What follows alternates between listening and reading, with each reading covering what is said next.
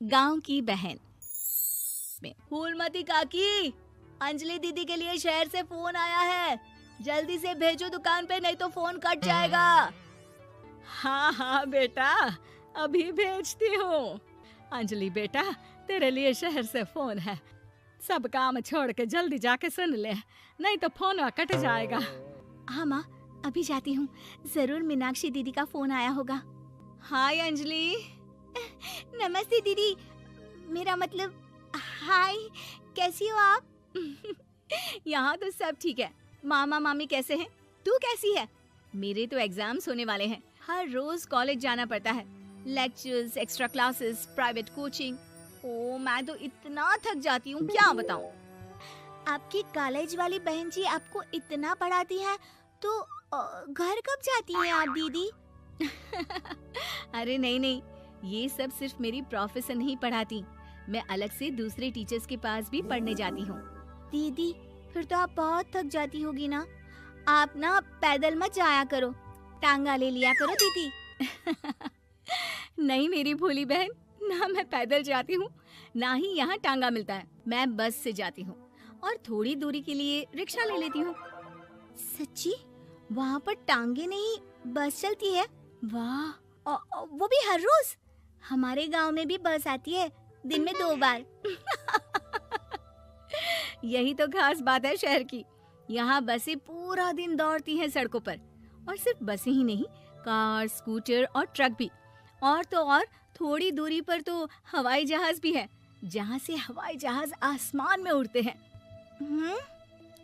अच्छा दीदी, मैं फोन रखती हूँ, बुआ जी फूफा जी को मेरा नमस्ते कहना। हाँ माँ, हम लोग शहर में क्यों नहीं रहते? बुआ जी, फूफा जी और मीनाक्षी दीदी तो शहर में ही रहते हैं। अरे क्योंकि तेरे बुआ जी की शादी शहर में हुई थी, इसलिए बेटा।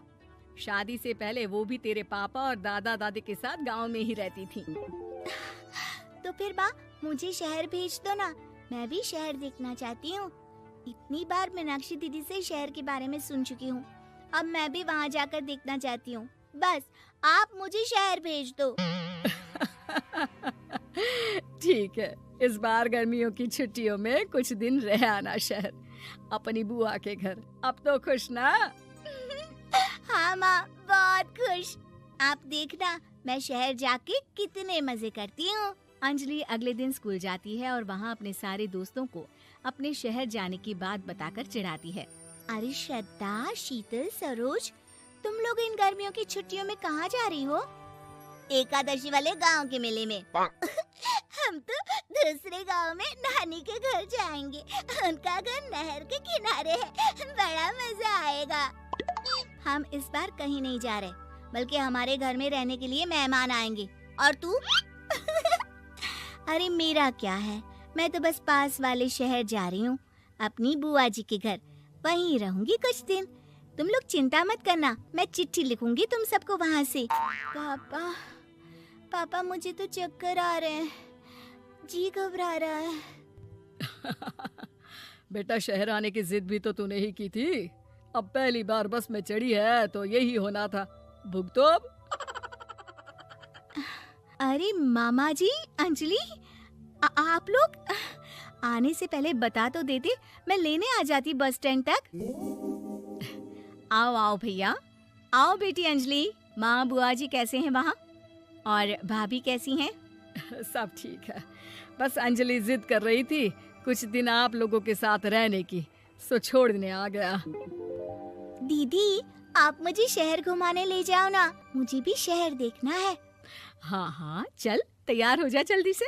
अंजलि तैयार होने जाती है और कुछ देर बाद जब बाहर आती है तो अरे ये क्या कर दिया तूने, मार्केट तक ही तो जाना है, इतनी डार्क रेड लिपस्टिक, इतने बड़े बड़े झुमके और चूड़ियां और चेहरे पर इतना सारा पाउडर। मेरी बहन, ऐसे नहीं चलेगा, जा और ये सब हटा के आ। अरे कैसे, क्यों? मैंने शहर आने के लिए इतनी मेहनत से ये सब इकट्ठा किया था, और वैसे भी मैंने देखा है मोहल्ले की राधा काकी के टीवी पर एक फिल्म चल रही थी, उसमें हीरोइनें ना ऐसे ही तैयार होकर जाती है घूमने। सब पता है मुझे, मैं तो ऐसे ही जाऊंगी दीदी। अंजलि शहर की चकाचौंध को देखकर बहुत हैरान और खुश होती है। ऊंची ऊंची इमारतें, सड़क पर दौड़ती गाड़ियाँ, बड़ी बड़ी दुकानें, उसकी एक्साइटमेंट का ठिकाना नहीं था। दीदी, ये छोटा सा कमरा सड़क के किनारे क्यों रखा है? इसमें कौन रहता होगा? ये कमरा नहीं, पीसीओ है, पीसीओ। यहाँ पर लोग फोन करने आते हैं, सिक्का डालकर। ओह, हमारे गांव में तो दुकान पे ही जाते हैं बात करने। अच्छा चल, तुझे रेस्टोरेंट में खाना खिलाने ले चलती हूँ। Excuse me, 2 plate noodles please and 2 Cola. Meenakshi को ऑर्डर प्लेस करते हुए अंजलि बहुत ध्यान से देखती है और थोड़ी ही देर में ऑर्डर लेकर वेटर आ जाता है और खाना टेबल पर रख देता है। अरे, ये लंबी लंबी सेवइयाँ खाते कैसे हैं दीदी? और इसके साथ कोई अचार, प्याज, मूली कुछ भी नहीं दिया, बस ये छोटा सा पेट खुजाने वाला दे दिया है। गांव में तो छोटे छोटे चावल ही होते हैं जो कि हाथ से ही खा लेती हूँ। अब इसे कैसे खाऊं दीदी? एक्सक्यूज मी, एक चम्मच प्लीज, और लिटिल प्याज और अचार और मूली और एक गिलास मट्ठा, वो बाद में। हाँ, अब ये सब सुनकर आसपास बैठे लोगों को हंसी आ जाती है। मीनाक्षी भी अपनी हंसी किसी तरह रोकने की कोशिश करती है और वेटर मुस्कुराता हुआ वहाँ से चला जाता है। अंजलि समझ नहीं पाती कि सब किस बात पर हंस रहे थे, लेकिन वो छिप जाती है। दीदी, मुझे लगता है कि मुझे इन सेवइयों को ऐसे ही खा लेना चाहिए, इसी पेट खुजाने वाले कांटे के साथ। एक काम कर, तू मुझे खाते देख, जैसे मैं खाऊं तो भी वैसे ही खा ले। ठीक है दीदी। अंजलि खाते खाते नूडल्स में सिरका ज्यादा डाल देती है, फिर ऊपर से नमक दानी से खेलते हुए काफी नमक भी अनजाने में छिड़क लेती है। अरे, ये क्या क्या खा लिया? अरे हाय हाय, कितना कड़वा है। पानी पानी, ये काला शरबत ही पी लेती हूँ। और जल्दबाजी में अंजलि जल्दी जल्दी कोला पी लेती है, जिससे उसके नाक में झंझनाहट होती है। दीदी, मुझे ले चलो यहाँ से। मैं ये सब शहरी खाना नहीं खा सकती। अब शर्म के मारे मीनाक्षी अपनी बहन को वापस घर ले जाती है और कहती है कि देख अंजलि, माना कि शहर और गांव एक दूसरे से बहुत अलग है, लेकिन इसका मतलब ये नहीं कि हमेशा शहर ही बेहतर हो और उस वजह से हमें वो सब करना पड़े जो हम नहीं कर सकते। शहर में सहूलतें तो हैं ही, पर चुनौतियां भी हैं। हम जहाँ भी रहें, हमें कभी अपने आप को कम या ज्यादा नहीं समझना चाहिए। और किसी भी नई जगह में ढलने में समय लगता है, उसके लिए तुम्हें दूसरों की नकल करने की कोई जरूरत नहीं है। बेटा, घूम लिया शहर या अभी और घूमना है? नहीं पापा, मैं अपनी गलती समझ गई हूँ।